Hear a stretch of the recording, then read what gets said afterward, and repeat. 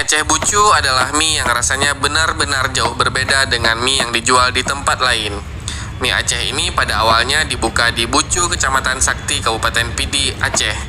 Namun sekarang mie Aceh Bucu sudah membuka cabang di Kota Banda Aceh. Ada 3 jenis mie yang dimasak di mie Bucu. Yang pertama adalah mie goreng, kemudian ada mie goreng basah, dan yang terakhir adalah mie rebus. Kemudian ada tambahan topping yang ada di atasnya, yaitu tambahan daging, telur, cumi, udang, dan gurita.